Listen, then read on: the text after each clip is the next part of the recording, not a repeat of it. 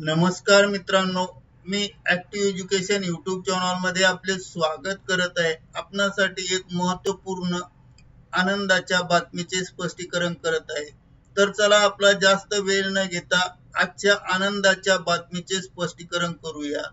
मित्रांनो, आजची आपली आनंददायक बातमी आहे. तर आजची गुड ब्रेकिंग न्यूज. कर्मचाऱ्यांच्या कुटुंबियांना 15 लाख रुपयाची मदत. जाणून घ्या संपूर्ण माहिती. या संदर्भामध्ये स्पष्टीकरण करूया. नमस्कार मित्रांनो, पुन्हा एकदा आपले हार्दिक स्वागत. आताच्या घडीची सर्वात मोठी ब्रेकिंग न्यूज आहे. कर्मचाऱ्यांच्या कुटुंबियांना मिळणार 15 लाख रुपये मदत. अशी कोणती योजना आणली आहे, कशासाठी आणि का आणली ही योजना, याबाबत सविस्तर माहिती प्राप्त करण्यासाठी हा व्हिडिओ सुरुवातीपासून शेवटपर्यंत कोठेही स्किप न करता आवश्यक पहा. चला तर करूया आजच्या गुड ब्रेकिंग न्यूजचे स्पष्टीकरण पुढील प्रमाणे.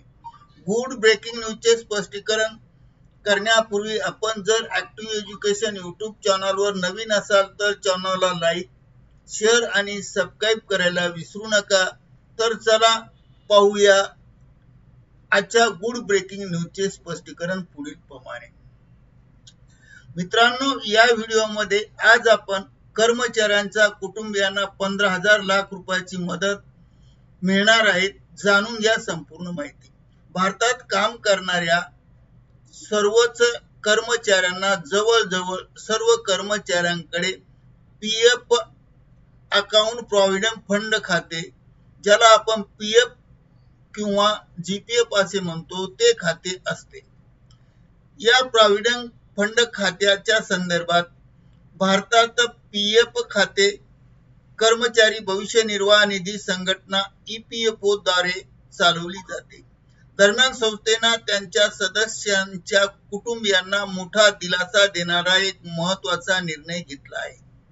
ईपीएफओने केंद्रीय मंडळाच्या विश्वस्त मंडळाने म्हणजेच ईपीएफओने केंद्रीय मंडळाच्या कर्मचाऱ्यांना मृत्यू मदत निधी अंतर्गत देण्यात येणारी रक्कम जवळजवळ दुप्पट केली आहे.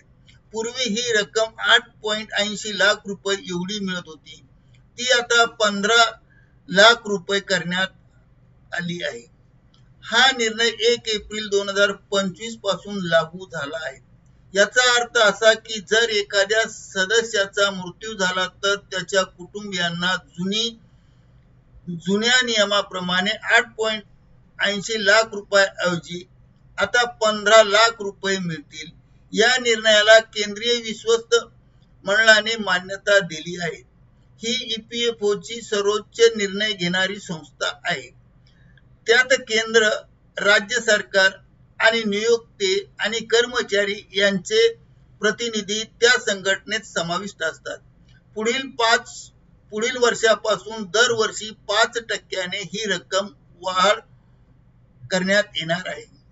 यूपीएस स्टॉक मध्ये प्रकाशित झालेल्या बातमीनुसार ईपीएफओने असा निर्णय घेतला आहे की 1 एप्रिल 2026 पासून ही रक्कम दरवर्षी 5% वाढवली जाईल आणि म्हणजेच येणाऱ्या काळात कुटुंबांना आर्थिक मदत मिळू शकेल. ईपीएफओने 19 ऑगस्ट रोजी जारी केलेल्या परिपत्रकात म्हटले आहे की 8.80 लाख रुपयावरून 15 लाख रुपये ही मदत करण्यात आली आहे.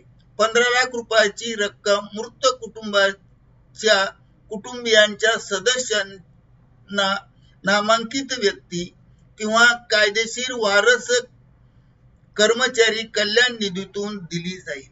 ईपीएफओने अनेक महत्त्वाचे बदल केले आहेत.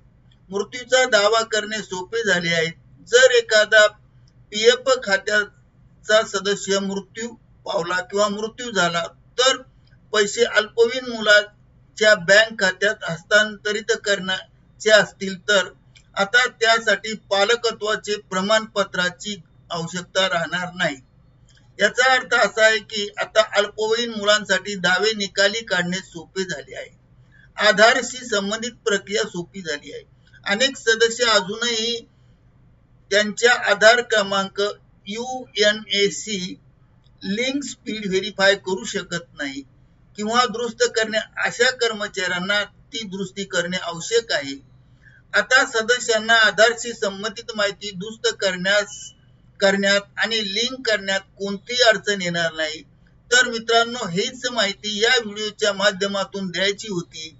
करिता ऍक्टिव्ह एज्युकेशन युट्यूब चॅनलने आपल्या माहितीस्तव हा व्हिडिओ व्हायरल केला आहे. मित्रांनो, आपणास आवडल्यास लाईक, शेअर आणि सबस्क्राईब करायला विसरू नका.